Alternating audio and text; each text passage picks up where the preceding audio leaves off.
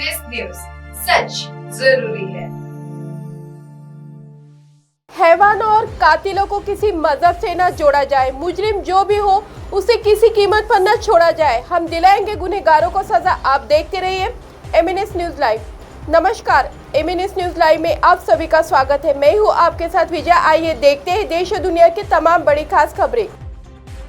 कर्ज दिलाने के दबाव में किसान ने की खुदकुशी। प्रशासन ने अवैध संबंध बताकर मामला किया रफा दफा। बांदा के लुकतारा में एक युवा किसान ने कर्ज के दबाव में आकर खुदकुशी कर ली, लेकिन प्रशासन ने मामले में रिपोर्ट देने के बजाय इसे अवैध संबंध का मामला बताकर मामला करार कर दिया है। इस क्षेत्र के लोगों ने काफी रोष है। बताया जा रहा है कि किसान ने खुद को और बैंक से करीब 3 लाख रुपए का कर्ज लिया था। इस बार उसकी फसल अच्छी थी। उम्मीद थी कि कर्ज भी चुका दिया जाएगा और कुछ बचत भी होगी, लेकिन पूरी फसल आवारा पशु खा गए। इधर कर्जदारों ने रकम वापसी के लिए दबाव बनाने लगे। ऐसे में किसान ने अपने घर में फंदा लगाकर जान दे दी। जानकारी के मुताबिक देहात कोतवाली क्षेत्र में लुकतारा गांव निवासी युवा किसान भूपेंद्र यादव 22 वर्ष के पिता की 3 साल पहले ही मौत हो चुकी है, चूंकि उन्हें कोई रोजगार नहीं था और कोई जमा पूंजी भी नहीं थी। ऐसे में वह खेती करके ही अपने और अपने परिवार का भरण पोषण कर रहे थे। परिजनों ने बताया कि इस साल उन्होंने करीब 3 लाख रुपए का कर्ज लेकर खेती किया था।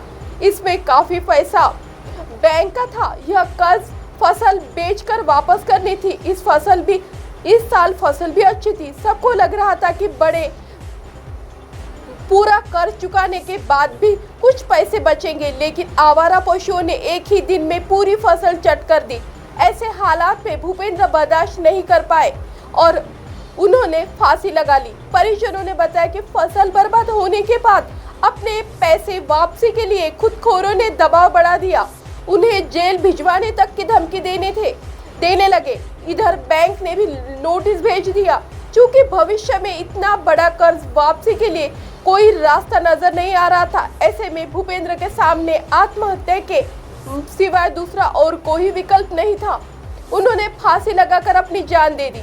मामला तूल पकड़ने पर मीडिया ने इस घटना के संबंध में प्रशासन से बात की, लेकिन किसान के परिजनों को आर्थिक सहायता के संबंध में पूछा गया, लेकिन प्रशासन ने इस घटना को अवैध संबंध का मामला बताते हुए टाल दिया है। दिल्ली सराय रोहिल्ला इलाके में युवक की ईंट से कुचलकर की गई हत्या, नहीं हो पाई शिनाख्त। दिल्ली के सराय रोहिल्ला क्षेत्र में एक युवक की हत्या की घटना सामने आई है, जिसके बाद क्षेत्र के लोगों में दहशत का माहौल है। युवक का चेहरे को संभवतः ईंट से कुचलकर हत्या की गई। पुलिस मामले की जांच शुरू कर दी है। हनई दिल्ली उत्तरी दिल्ली के सराय रोहिल्ला थाना इलाके में एक युवक की हत्या की गई, जिसका चेहरा संभवतः ईंट या पत्थर से कूचकर उसे मारा गया। इस कारण से मृतक की पहचान नहीं हो सकी है। पुलिस ने शव को कब्जे में लेकर पोस्टमार्टम के लिए सब्जी मंडी मोर्चरी में सुरक्षित रखवा दिया है। पुलिस घटना स्थल के आसपास लगे सीसीटीवी कैमरे की फुटेज के आधार पर आरोपियों की पहचान कर रही है। घटना सिंघोरा कला पुलिस चौकी नंबर 2 के पास की है, जहां पर हर समय पुलिसकर्मी तैनात रहते हैं। उत्तरी जिले के डीसीपी सागर कलसी ने बताया कि शुक्रवार सुबह सिंघोरा इलाके में 2 नंबर पुलिस चौकी के पास एक युवक के बेहोश पड़ा होने की सूचना सराय रोला थाना पुलिस को मिली। इसके बाद पुलिस टीम मौके पर पहुंची, जहां घटनास्थल के आसपास कुछ ईंट और पत्थर पड़े हुए थे, जिन पर खून के निशान भी लगे थे। घायल युवक को तुरंत इलाज के लिए दीपचंद अस्पताल ले जाया गया, जहां डॉक्टरों ने उसे मृत घोषित कर दिया। फिलहाल मृतक की पहचान नहीं हो सकी है। सराय थाना पुलिस ने मामले में हत्या की धारा के तहत मामला दर्ज कर जांच पड़ताल शुरू कर दी है। इसके आधार पे सीसीटीवी कैमरों के फुटेज की जांच की जा रही है। शीना बोरा हत्याकांड, इंद्राणी ने 10 साल बाद गवाह राहुल को बुलाने की अपील की। सीबीआई ने किया विरोध। सीबीआई ने शीना बोरा हत्याकांड की मुख्य आरोपी इंद्राणी मुखर्जी की उस याचिका का विरोध किया है जिसमें वह गवाह राहुल मुखर्जी को कटघरे में वापस बुलाने की मांग कर रही है।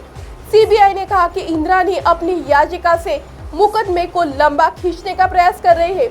इंद्राणी ने अपने याचिका में कोर्ट में गवाह राहुल मुखर्जी से जुड़े पूरे दस्तावेज न होने का कारण दिया। राहुल ने पहली बार इस साल जून में सीबीआई की विशेष अदालत के सामने गवाही दी थी, जिसके कारण वह राहुल का सामना नहीं कर पाए थे, इसलिए उन्हें वापस बुला लिया जाना चाहिए। सीबीआई ने अपने जवाब में कहा कि उनके द्वारा सभी दस्तावेजों को पहले ही सभी आरोपियों ने मुहैया कर दिया था। इसके बाद भी वर्ष 2017 में आरोप तय किए गए थे।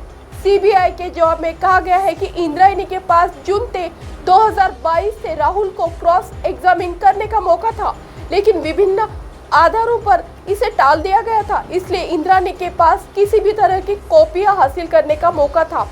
अब 5 महीने के बाद इंद्राणी ने मुकदमे की अवधि बढ़ाने के लिए एक और आवेदन कर दिया है। फिलहाल कोर्ट अब 21 दिसंबर को इस आवेदन पर सुनवाई करेगी। अब आप हमारे चैनल को आपके मोबाइल पर भी देख सकते हैं। मोबाइल ऐप पर देखने के लिए प्ले स्टोर से MNS news TV app download करें।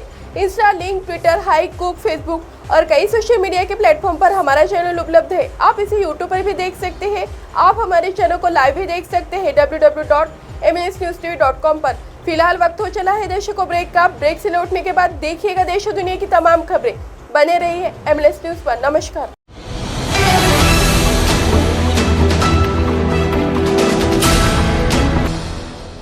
ये है एमएनएस न्यूज नेटवर्क और आप देख रहे हैं एमएनएस न्यूज।